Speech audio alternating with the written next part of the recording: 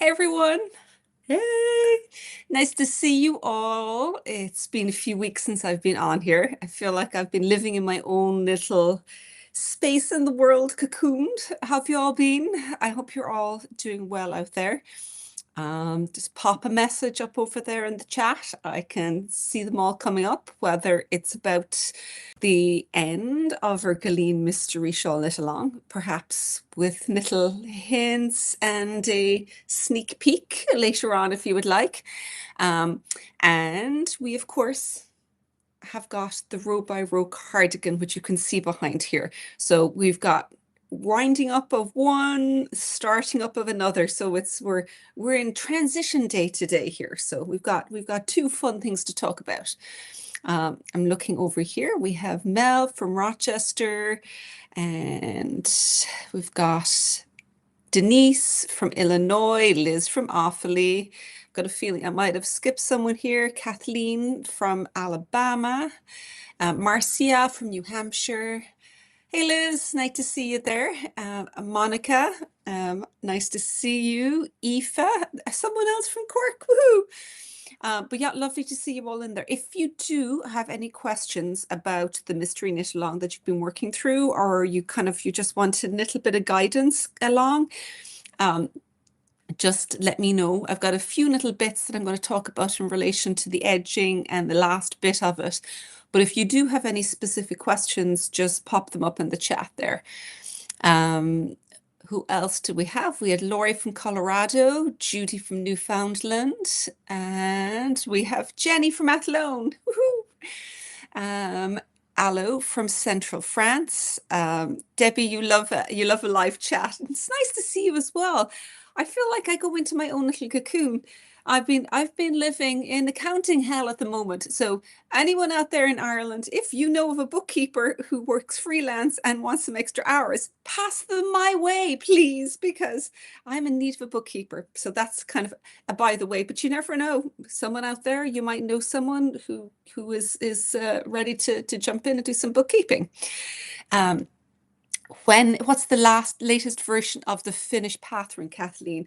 The most recent version that's up there is Clue 3 of Guileen has just gone up last week, but the full pattern with just it laid out as a standard pattern rather than a broken up in clues and overviews, that's coming out on the 24th. So there's a little bit to go with that. So would you guys like to see the finished shawl? If you do, let me know and I will pull it up. If not, avert your eyes for a little while. But it might be helpful to be able to pull it out while I'm talking through. So while I'm talking through the actual final stage of the shawl. Kathleen, you would like to see it? I've got lots of yeses. You'd like to see the shawl. Okay. All right, here we go. And Kathy, you're just finishing yours. All right, here we go. We have our shawl reveal of the Guileen shawl. As you can see, it is a lovely, big, generously sized shawl, which is just, I find it really great to wear. So as you've been working through it, here was the top section, which was your cast on and the first brioche section, going into that faux cable section. Next brioche, here's the arrow section side to side, another brioche section, and then the last one here was our ladder section. So the kind of things that we've been getting is whether how to shorten it, how to make it longer, things like that. So for me, I think that in terms of making it smaller, the first sections I think aren't growing too big. It's really when you get down to the end that it starts getting a little bit tight, and it starts using up a lot more yarn towards the end. So actually changing the depth of this one is one way of, if you want to shorten it up a little bit. Or I know what a few people have done is with the border, there's been a few people have done some variations in the border. So it's quite a wide border where there's three sections, basically your lace columns here, one little Gansey section, which you can see is basically the faux cable one. And then you've got a sawtooth edging where you're doing double yarn overs, bringing it out here, and then you've got a cast off to create the sawtooth. So this section, because it's so wide and is worked along the whole length, uses up a huge amount of yarn. So if you don't want it as big, and somebody's saying is you could leave off the sawtooth and just put a garter at the edge if you don't like the waved effect. Or you could, if you like the wave effect, but you still want to make it shorter, you could just do this section, the lace, leave out that central garter, the central panel with the Gansey, and move this up. So basically making it narrower means that even though as you're going through, it's going to still have the same length, it won't be as wide, so it won't work as well. One other thing that you can do is as you're going across, because every wrong side row you're joining that one stitch, because it uses such a huge amount and allows for stretch, if every few rows you join 2 stitches, you can shorten it a little bit as well. So maybe once every repeat, you do a knit 2 to get, instead of joining 1 stitch from the shawl, you could do 2 stitches, which will make it a slightly less long. But because it's so much stretch and so much length, it should still work just fine. So that is another option for kind of shortening the length of it. And I've also got questions about making it longer, how you can go about actually making the whole shawl longer, making it bigger. And for me, probably the place that would work best is after you finish this ladder, add in an extravaganza section. So you could have, not, sorry, brioche section. So every other one has got brioche in between, but I didn't add that brioche at the bottom. You could add an extra brioche panel there, or you could add on an extra section of the ladder. And then that means that you've got extra stitches. And so you'll just have a corresponding longer section of the edging. And along here, we've had Mel, you're 3/4 way done and you're putting beads on row 1 and 5, and the beads are laying in the front. Yeah, Mel was working on this column here where you've got the beads, and she was putting I'll actually get you to even pop it up and post what you're going to, like where you're putting it on, because I know you were putting them on the wrong side and then working it so that you can actually get them to make sure they show up on the front. Another option is beads out along here as well. So basically anywhere you have yarn overs or columns like this make a really nice place to add beads if you want to add them. It does take a little bit longer for sure. But one of the nice things about it in the edge as well is beads have quite a bit of weight because they're glass.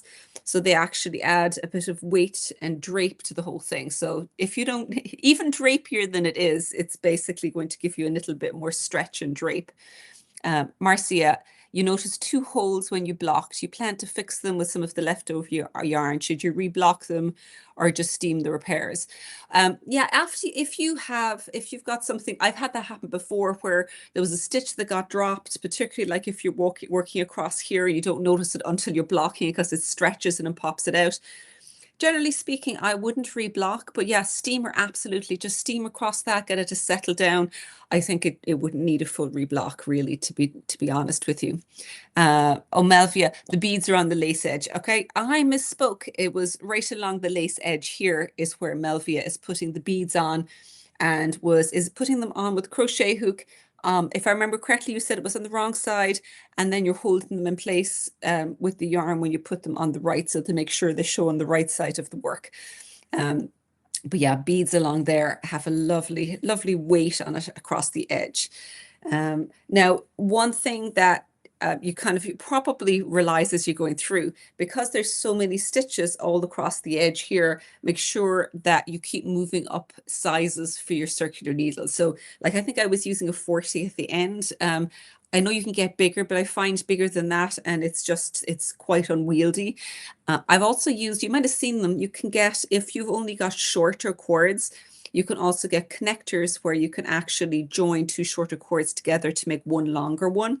And I know there was somebody, it was Devora, was saying that when she was working the edging, because you're doing the knitted along edging back and forth like this, but all of the rest of the stitches are on here, I worked them all on the circular needle. But she's totally right. When you've got interchangeable ones, all of the twisting back and forth can really easily catch on or loosen up the connections as you're going.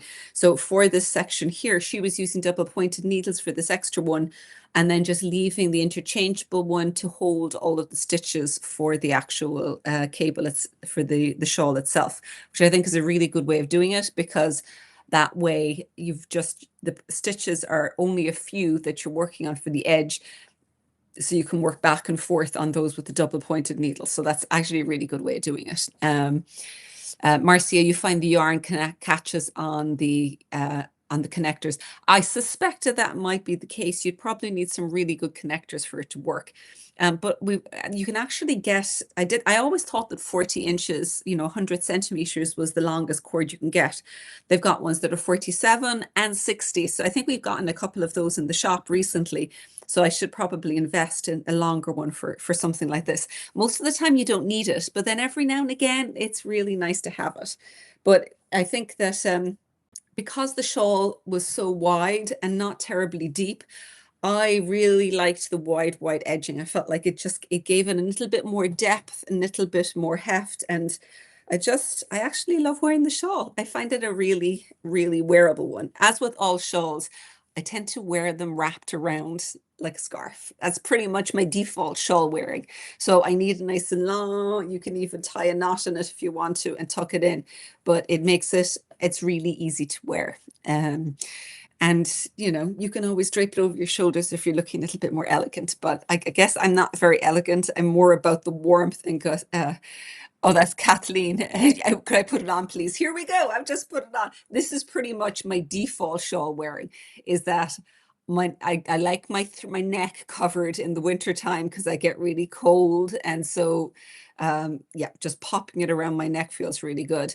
If it's a little warmer, kind of having it a little bit looser like this, but stand back. Because it's so long, you actually have a lot of options that when you can wear it like this, or my hair's going insane now thanks to being whamped by the shawl.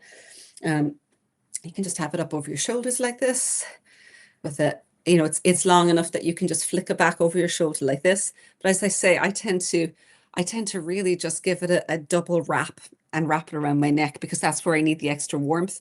The times I wear it over my shoulders, this is if I'm doing an event, I've got a nice dress on and I don't want to put a big scarf wrapped around, then a shawl over your shoulders, and having one that's long enough. You can see, look, just down here, it flips, it holds really easily.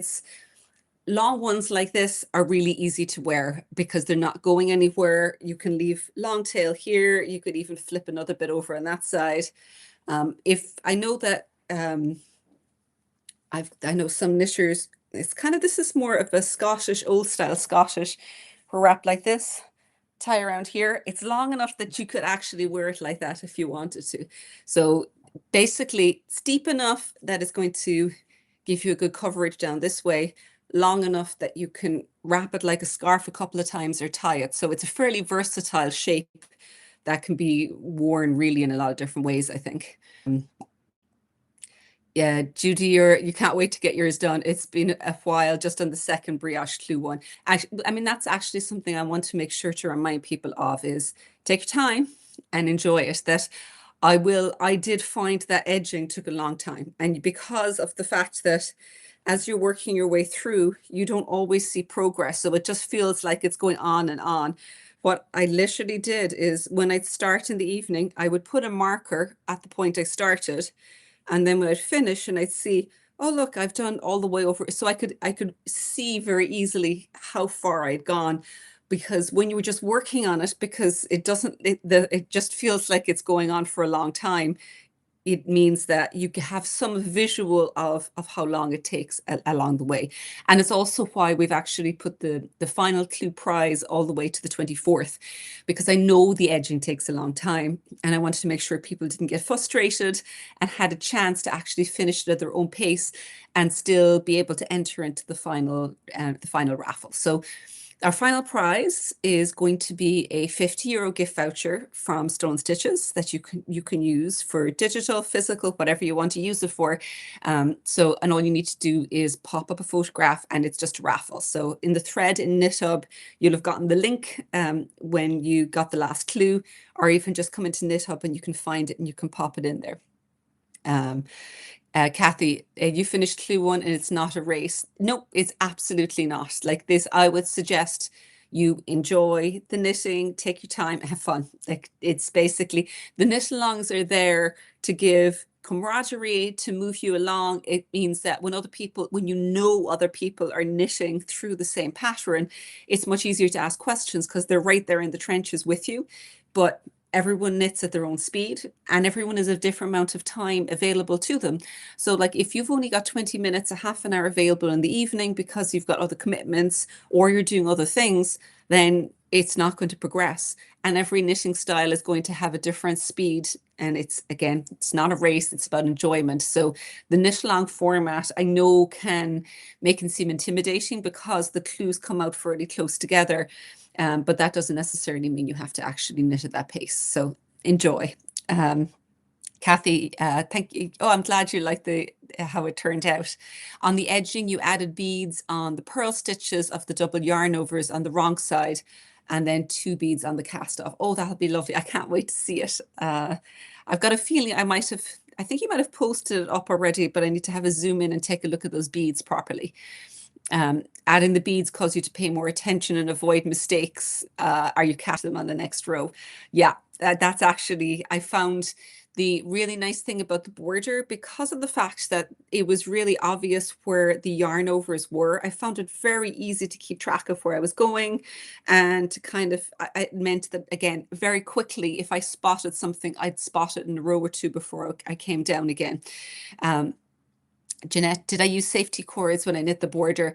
I didn't for myself for this one because it's so few stitches. I didn't find it a very big deal. So it was, if you're ripping it, it's easy enough to rip out as you go through. You can, of course, like there's no problem if you do want to, just maybe after each repeat put them in, or maybe every few repeats because everyone might be quite soon.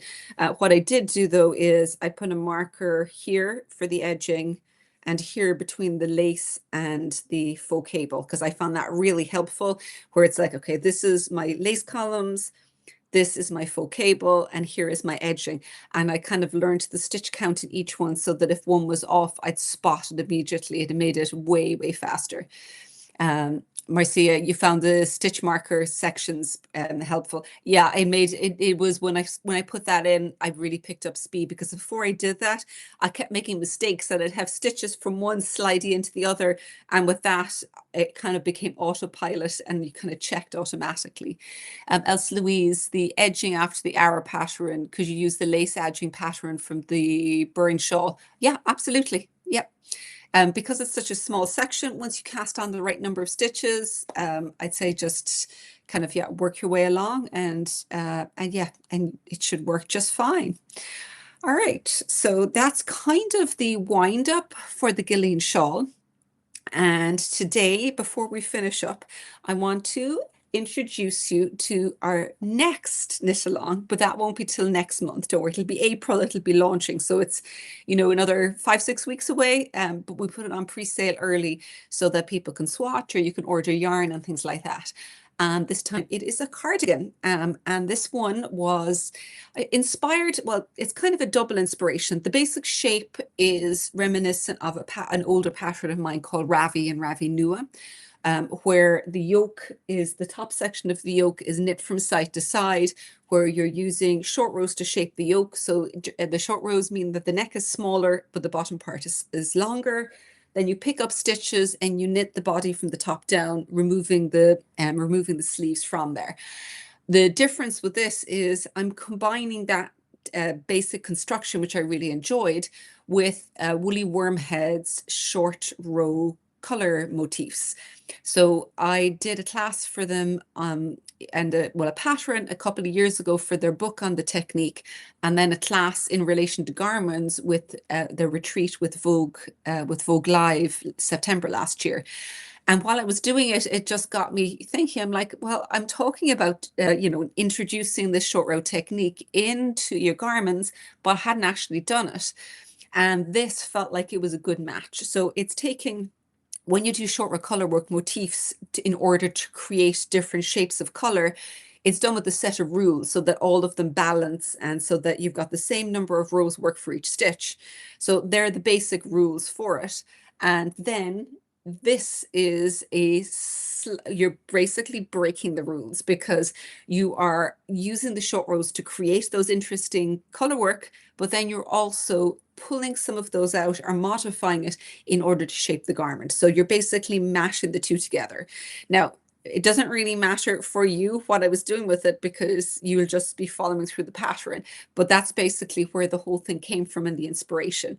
So the top of it, you can see there's a series that are straight, and then the short rows, these ones here are you're working short rows in the two colors as you work your way across. So that's worked all the way around to create this really interesting stitch pattern. This one here, I've used a fairly high contrast so that you can see you can really obviously see the two. You can use slightly lower contrast where it's going to be a little bit more subtle, but yeah, basically it's so that the stripes are going to really pop for you and create a little bit of interest. Same thing with the front here. These are the short row color work motifs that you're working in the rows, that you're using garter stitch and short rows back and forth to work all of those as you're doing the rows. So it's not too complicated to follow, requires a little bit of attention, but like it's basically garter stitch and German short rows are the two techniques you're doing. So if you can do those, you can do this cardigan, basically. So before I move on, I must have a quick look. Melvi, it's amazing what 5 stitches on the lace edge can do. It's true. When does, Else Louise, you were asking about the first pattern for the Celtic Knits Club. Next week, if you're in the Celtic Knits Club, the 12th, the first pattern comes out. Judy, you're knitting the ravi along with the shawl. Oh, fantastic. So you're already used to this construction here. So the weight yarn for the shawl is going to have the row by row cardigan. The weight is a sports weight. So we're going to have kits that will have 3 different kind of kits. The yarn that I've got shown here is going to be your Life in the Long Grass Sport, which has got the option that I've used here. You've got the background color of your Grove. And for the color that I have here on this is Mint Grove is the contrast. So you can see it's got they've got the same name. So this is because it's quite a dark and light color, it's got a decent bit of contrast in this. We've got a second option we'll have in with the Grove, the flax. So you can see this is a slightly softer one. It's a little bit more on kind of the yellowy, slightly more muted color. So those will be the 2 options with Grove. Over here, I've got the next, make sure I don't hit things here. This is the next main Life in the Long Grass color. It's called Harbor. And we've got 3 different options you could have with that. First one here is Crush, which is a lovely purpley color. The next option we'll have with it is Grit, which you can see there's actually flicks of blue running up through that. And the last one is Chirp, which I actually think these are great fun because this is a more speckledy with a bit more variation, but it does have lots of overlap with this color. I can see as well that you were asking, Elsa Louise, will the kits have lower contrast options? Yeah, some of them, particularly the newer ones, I think you can find ones that are going to have a little bit more kind of a softer color contrast. The last background color for Life in the Long Grass is Plum, which is a lovely rich color. And I think this one with it this is a really fun color with it. And actually, I think this is a fairly light contrast. Because of the fact that you've got a lot of multicolors going on in this. This is the same one we had a while ago, which is it's Crush for the contrast in this one. A little bit more of a color contrast. And our final one here is Pewter. So the pewter has, you can see little bits of kind of gold and pink and very light blue-gray in that. Irina, it's breathtaking. Oh, thank you. Liz, you can't wait. It looks amazing. It's a fun one to knit through. And the testers actually, I'm seeing a few of them pop up now and they look really good. Jen, it reminds you of Native American bone breastplating. You're actually right. And interestingly, do you what it reminded Laura of when she was looking, she felt like it was like a piano keyboard. And I'm like, yeah, it totally looks like a piano keyboard too. And for somebody else, it was sails up here. So yeah, everyone sees something different. It's kind of fun. Laura, Sienna, Laura came in here. This one here, I did not know the name, Sienna Pink and Plum, which I think this is a gorgeous contrast as well. So yes, what would I do with that, Laura? She's like my external brain remembering all the yarn names over there. Kathy, you signed up for Celtic Knits Club. You're going on a trip on the 9th to the 30th. What yarn and needles should you take with you? You should take, well, the yarn that's coming out is the Solace, so a light DK weight yarn.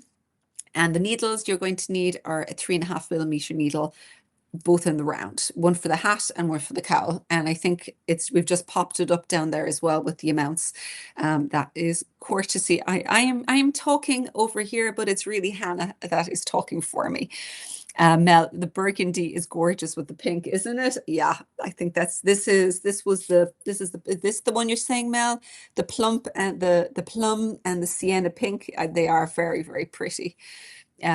Monica, you love the color combinations. April's a good time for the knit along. You plan to sign up when it opens. Thank you. Very good. Yeah, Elsa Louise, I've got a couple of the newer color options up here, but I don't have all of them with me.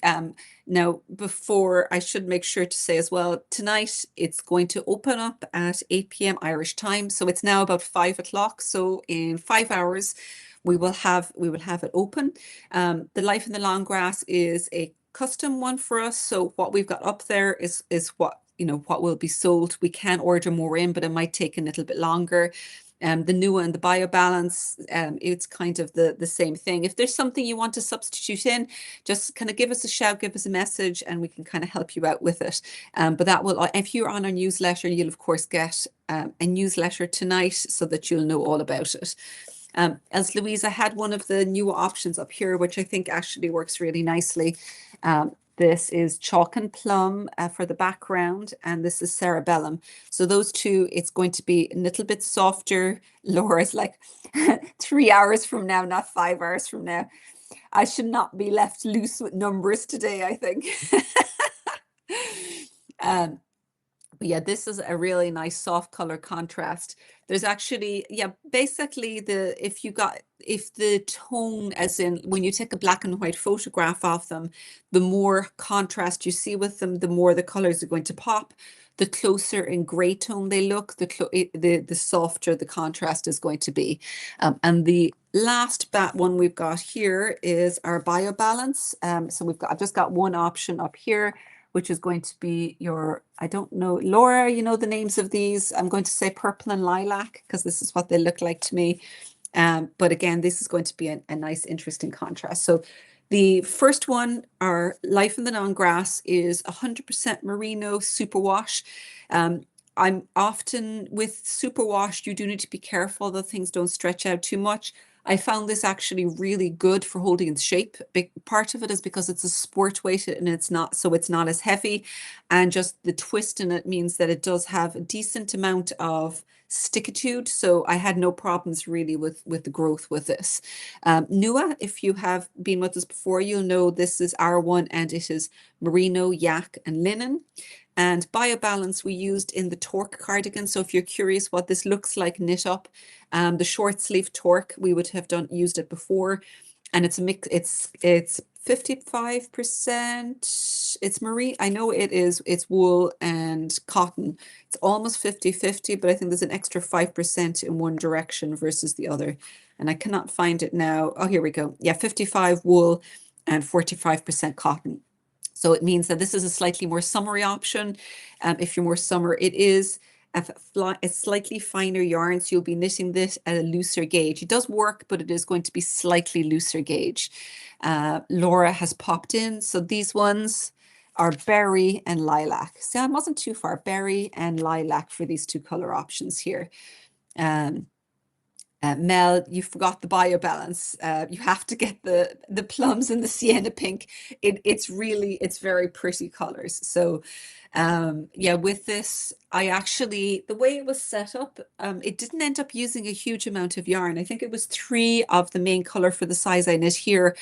And for this, because it's 100 grams, for the contrast color, one skein does all the sizes. For the Nua, it's mainly going to be two, and the same with the biobalance. So basically 100 grams more or less, except for some of them on the other ones, you may pop into another 50 grams for the biggest sizes. I'm just looking up here. Yes, Liz, it's sports weight. Irina, you find that in Chicago, BioBalance works well for a transition piece. It makes sense because it's 50 cotton, 50 wool, and you're knitting a little bit more loosely, so it tends to be a little bit airier as well as you are kind of working through it. But yeah, and actually, when I was going through Ravi, because of the fact you're knitting from side to side, it means that you can't shape the front of the neck. And when I was doing this is kind of several years ago, as I was still like learning the ropes with some of the design, with some of the little finer points. And I've had people kind of ask me, well, how can I shape the neck? And I was kind of describing things where you could do increases and decreases because it's going from side to side. And it was one of these very silly eureka moments that I eventually realized with this, you can do it underneath. So I've actually put a couple of short rows just under here to help raise the back of the neck. And because they're done before you remove the sleeves, it means that it actually helps give a little bit of a raise to the back up here. So it does have a little bit more shaping up, but it's done underneath so that it lifts the back up. And then, yeah, the rest of it, the integrated I-cord here is done as you're working around. And the front bands here are picked up afterwards. And you pick up stitches in the top and the bottom so that you can actually continue the edge of the I-cord. So it looks as seamless as possible as you're going through. Mel, it reminds you of ribosome too. Yeah, in the sense, like with ribosome, because of the fact that you've got the garter stripes and you've got the cable going across and you're picking it up. So it's the same kind of basic concept of putting it together.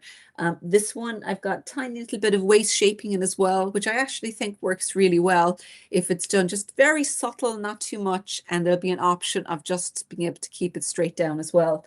And just teeny tiny little stripes just in the side of the cuff, just because it felt like the sleeves needed just a small little bit of the contrast color as well. Didn't want to overdo it or bring stripes down the side. Just like tiny little bits, I think can really help kind of pop in as you go. But yeah, so watch out for that tonight. 8 o'clock Irish time tonight. You'll get a notice in your email. I'm going to have it up on our website. I'll pop it up in Ravelry, and there will be kits available. And we'll have the buttons as well if you want these buttons, or you can find buttons locally. Whatever you like when it's finished. Monique, you love the details.